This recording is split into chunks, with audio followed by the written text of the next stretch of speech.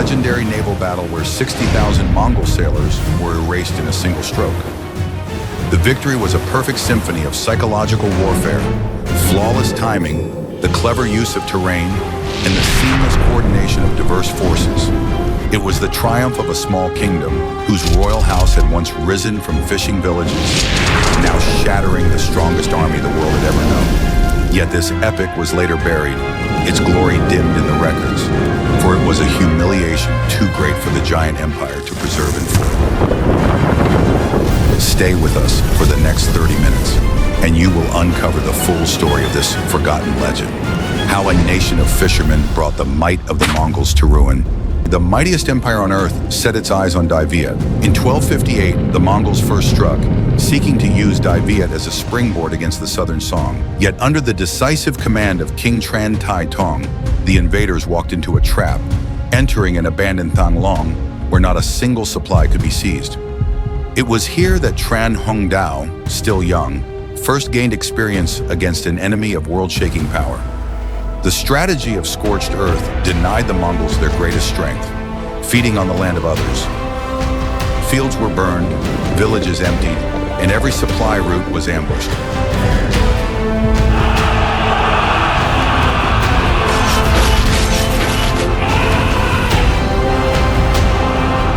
With nothing left to plunder, the Mongol army was forced to retreat in frustration, suffering heavy losses along the way.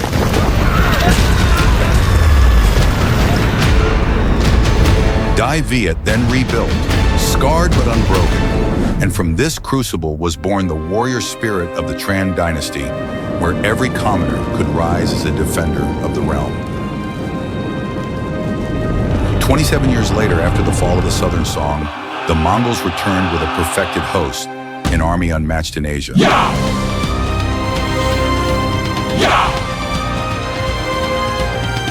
Within Dai Viet, the struggle between those who sought peace and those who demanded war was ended by the Great Assembly of Dien Hong, an extraordinary act of unity where elders from across the land shouted with one voice to fight.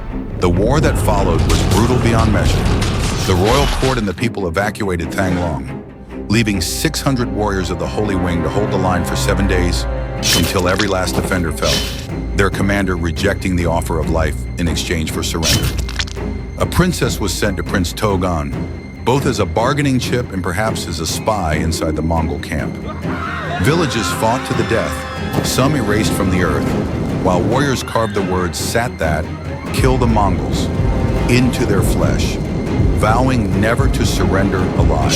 The scorched earth campaign continued, stretching the enemy thin. Mongol armies chased the two Tran kings from river to land, coming within moments of capture.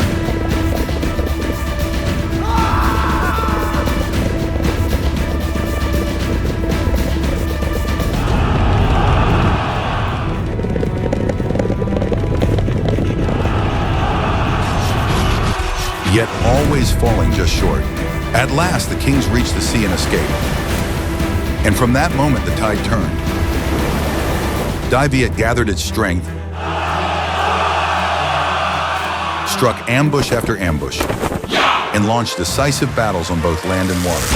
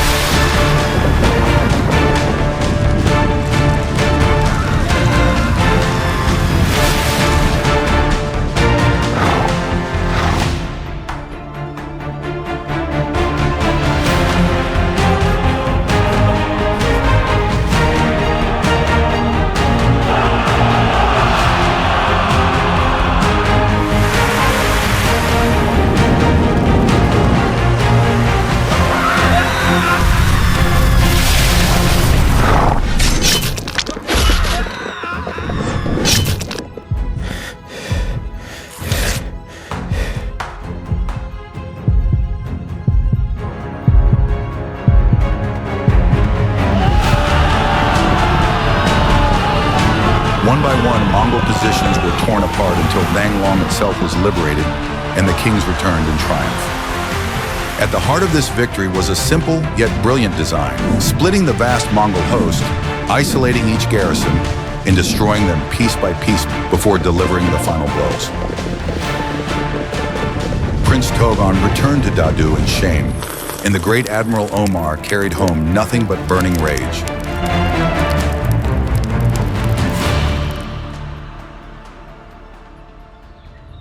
In 1287, just as Tran Dao had foreseen, the Mongols prepared to strike Dai Viet once more. But this time, the Tran dynasty was ready. For 30 years, the nation had endured, rebuilt, and sharpened its warriors into living blades. It has been a long time since we planted spies in the north. By now, the seeds must have borne fruit. What news from the Yuan?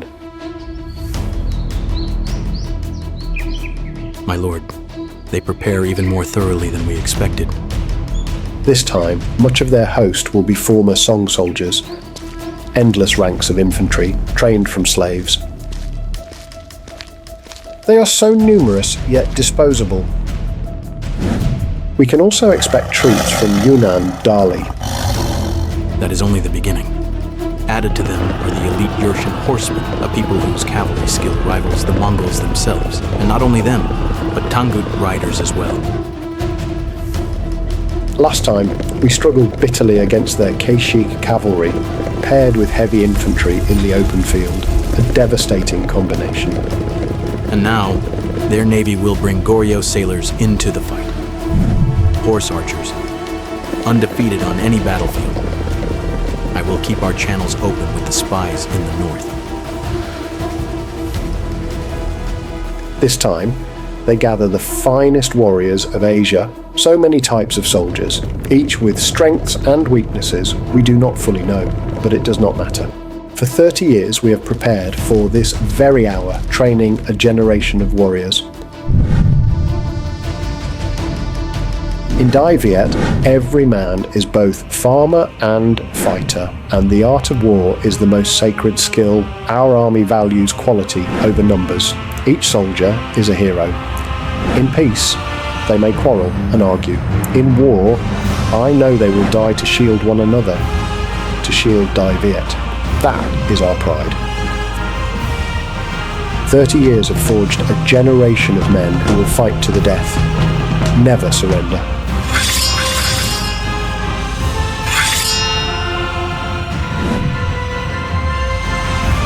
And the longer they fight, the stronger they become.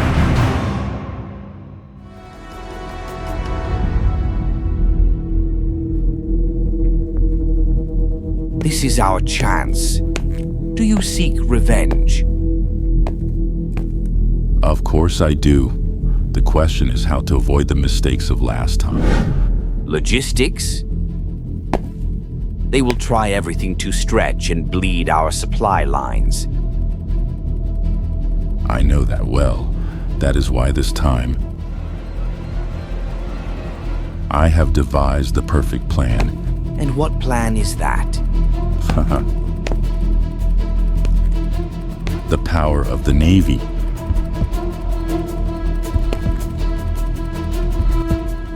If we concentrate all supplies and move them by sea, then I can fully protect the convoys. They cannot defeat us in a direct confrontation on the water. well said. For this campaign, I have already Now built... they shall be given to Dai Viet. Now, I must reassure the Emperor. This year. What do you think of the coming war? This year, the war will be fought with ease.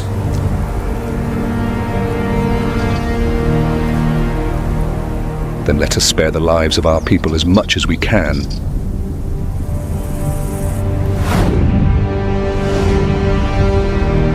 This time, bring plenty of physicians. Tran Ichtak knows Dai Viet well. He said beware of Tran Dao. He will surely build up the navy to counter you. If that is all, I do not fear it. The navy of Dai Viet is decent, but nothing compared to ours. But last time, we lost. They truly showed strength in open battle. does not matter. Our 700 new warships are unmatched, invincible in the world. Each one can crush the largest ships of the Southern Song with ease. Such massive vessels. Will they still be agile? For their size, they glide across the waters like storms.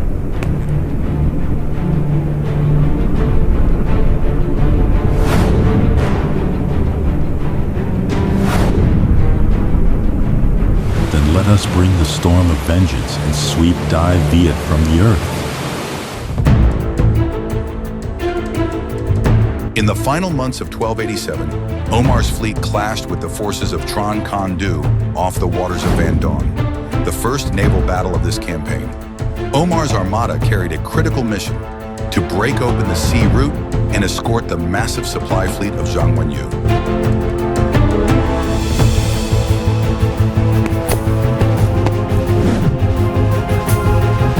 Defeat was not an option. On the day I received my orders, Tran Hungdao himself reminded me of its weight. His command was clear. Do not let Omar sail deeper into the waters of Dai Viet. We struck first, launching a sudden assault, yet I could never have imagined the terrifying power that awaited us. Their warships were vast and mighty, like dragons torn from legend. We were stunned by their sheer force. Each charge of theirs split our vessels in two.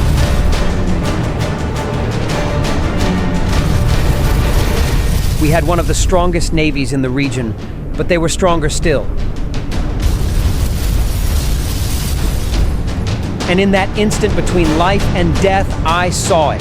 Their massive ships moved with unnatural speed, too fast to be burdened with supplies. That meant the real grain fleet must be trailing behind.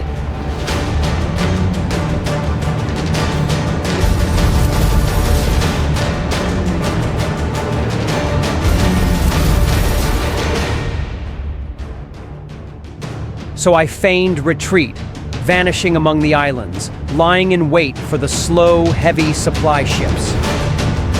Omar raged, chasing the ghost of my fleet, never once suspecting I had never left at all. I could not throw away lives recklessly. The true hero is not the one who dies gloriously in the wrong moment, but the one who endures for the greater cause. A skilled fighter does not lose. A wise fighter survives even in defeat. The moment of my humiliation, of apparent failure, was the moment the enemy felt most secure. Their satisfaction, their arrogance, would become the weight that dragged them to the grave.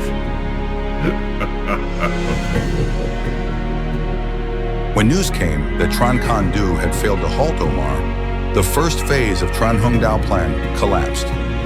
Summoned back at once to face punishment for his failure, yet Kandu begged for time, a few weeks only, so that he might redeem himself. It was a bold request, and one that carried the weight of death should he falter again. But fate often favors those who seize it. If Tran Kandu faltered on the seas against Omar, then on land in the northwest, Tran Nhat Duat faced the army of Arug marching down from Yunnan. This force was chosen with care, for the Yuan believed Yunnan troops would counter the mountains and climate of Dai Viet, since their homeland shared the same harsh terrain. They wore armor of woven rattan, cheap, durable, and light, giving them speed in the jungles. But from the borderlands, the mountain tribes had been persuaded by Tran Nhat Duat to stand with Dai Viet. They ambushed, harassed, and slowed the invaders at every step. Legend spoke of warriors carrying mountains on their shoulders. Perhaps only a metaphor, but one that reflected the crushing ambushes they unleashed.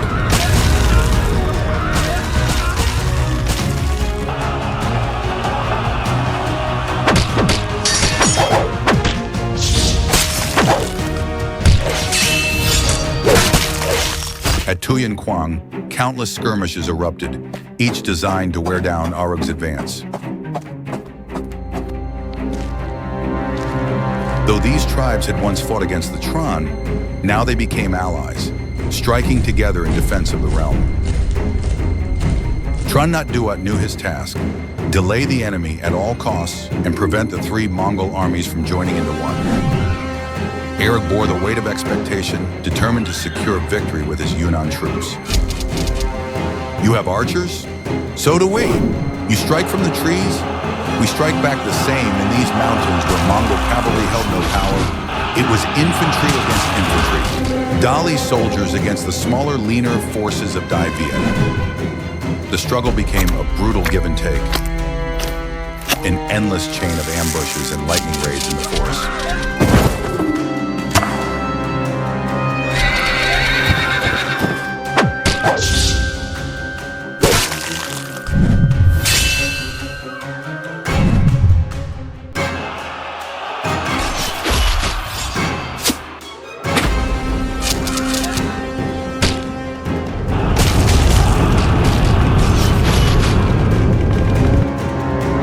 Generals Lasash and Han fought to the last man, and like Tran before them, they chose death over surrender. For 3 long months, 18 battles, each one a saga in itself, Tran Dviet held Arug at bay. At last, though, Arug broke through, forcing his way past the defenses toward Thang. Who would have thought that fire and steel would once again descend upon Thang for the 3rd time? The fall of Van Don had shattered our Plan A. And with Omar's mighty fleet now pressing us, we found ourselves encircled on all sides, like fish trapped in a net. We could not afford to lose the initiative. The rules of the game had changed, and we would need short blades to strike against long ones. Our next move would be played at Thang itself. The capital, freshly rebuilt over 3 years, was to become a battlefield once more. We sent a fleet to block the enemy's advance toward the city. The goal was not victory, but time. Time to evacuate our court and our people.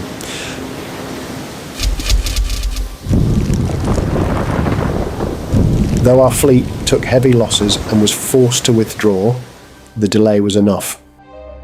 We prepared Thang for defence and kept the flames of resolve burning in the hearts of our soldiers.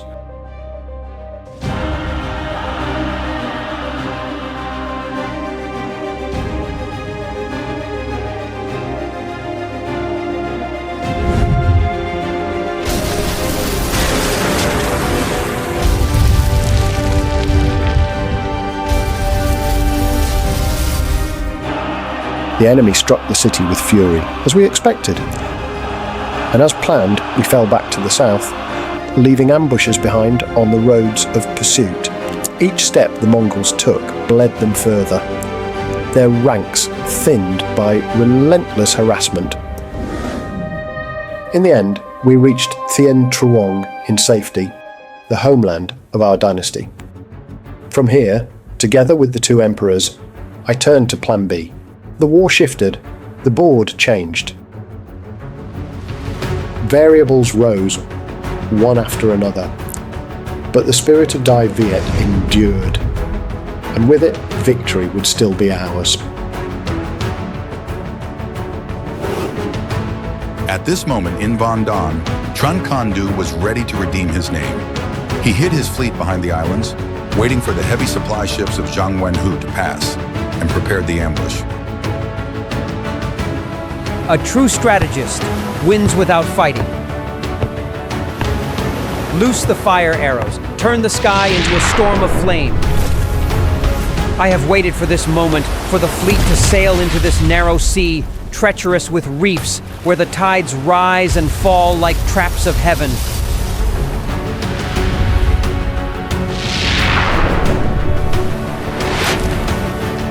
Surround them on all sides. Let there be no escape. Today, they will sink to the bottom of Van Don. From every direction, the fleet I raised with my own hands surges forth, casting the great net upon this shoal of prey.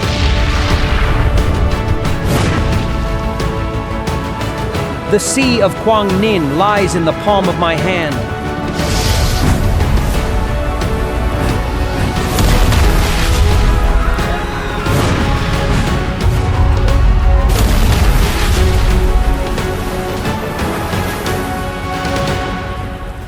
Zhang Wenhu flees, bitter with rage. Let him go. He is but a small fish. Why does a true strategist win without fighting? Because one timely victory can change the fate of an entire nation.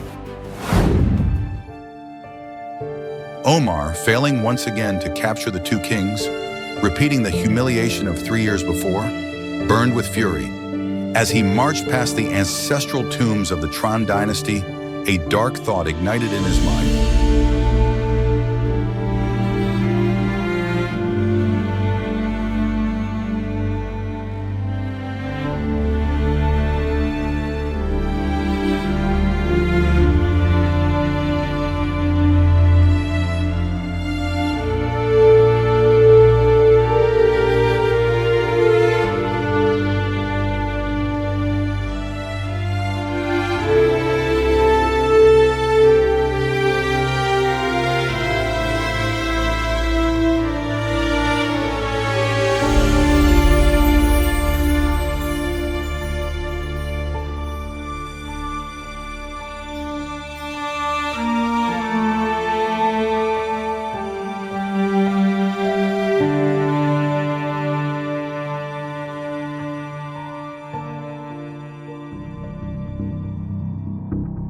In this campaign, I believe the Mongols prepared a nearly flawless plan.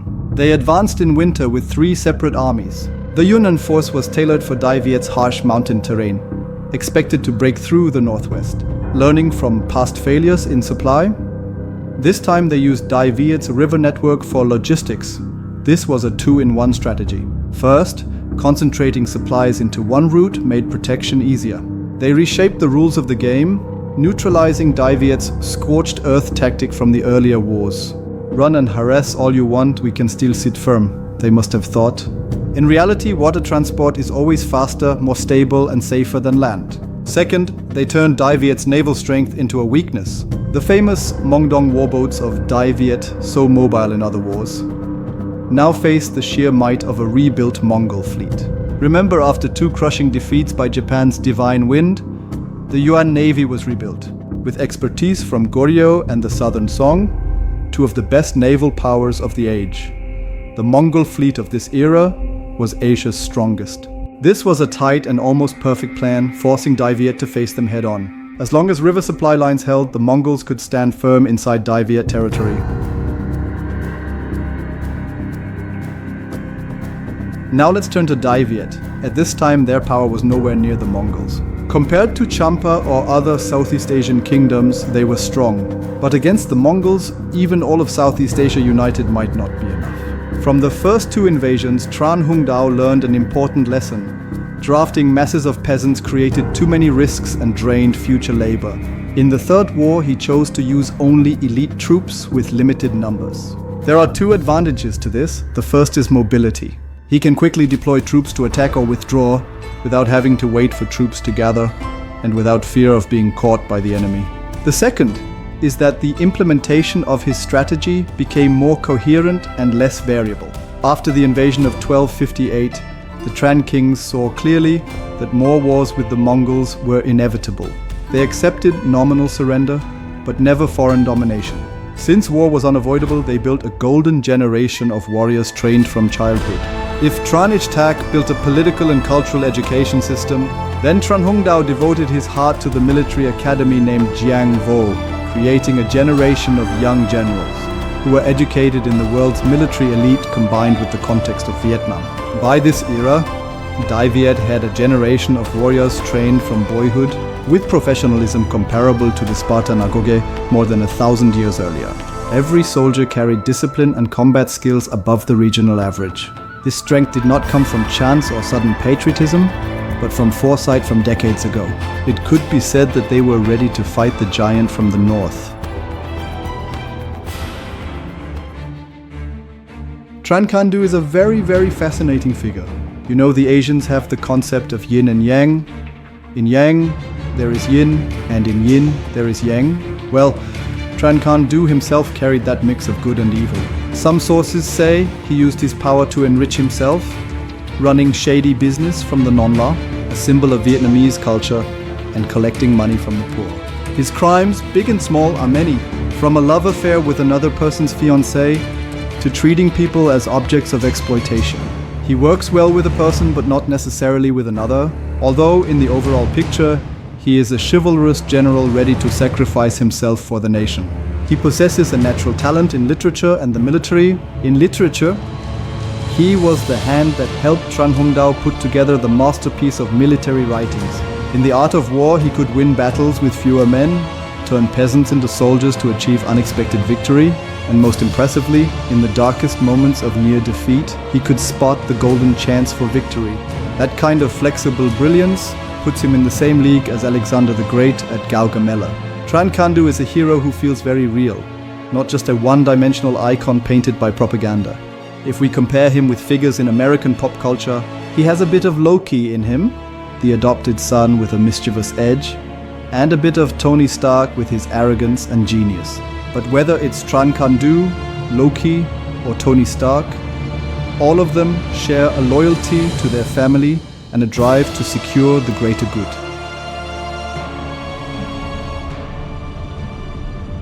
Tran Dao did not only appear as a commander, he was the very spirit of the whole war. His image is tied to the great unity of the nation, when he was willing to put aside personal gain for the greater cause. The line "the king and his officials in one mind, brothers in harmony, and the whole country contributes its efforts" was the key to defeating the Mongol horsemen. He was a military genius with bold strategies. The scorched earth strategy, exchanging the entire capital to trap the enemy, was the obvious proof of his intelligent risk-taking. Behind the saintly general was also a very human heart. During 8 years in the Forbidden Palace, he and Princess Tianthan grew close. When she was arranged to marry another, Tran Quoc Tuan made a fearless choice. He abducted her on the very night of the wedding ceremony. It was reckless, yet it showed his courage and resolve. What is remarkable is that even the Mongols called Tran Dao a divine general.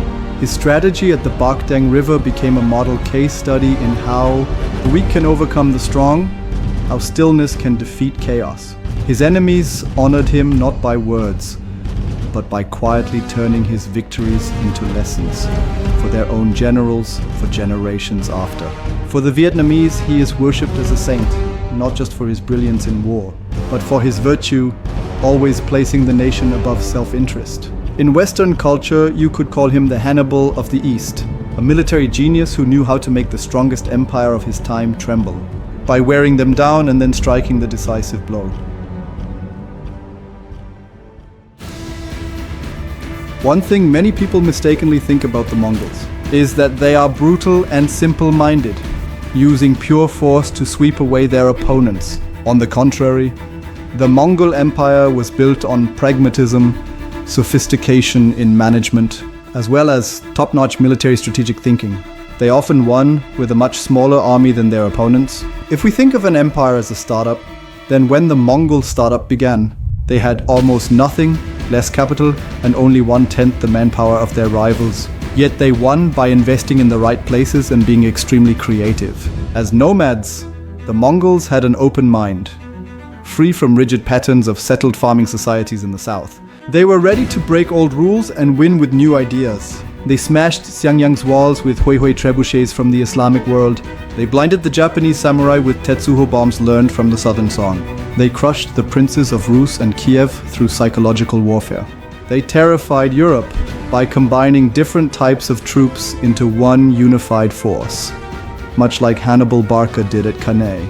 They expanded their empire by building a cutting-edge logistics and postal system known as the Yam, and they held stability at home by encouraging equality across ethnicity, religion, and background, while promoting meritocracy. That is why many top Mongol generals were actually from other nations, yet they were respected and empowered. The Mongols were not ignorant savages. They were a product of advanced intelligence. That's why they ruled the world for 162 years.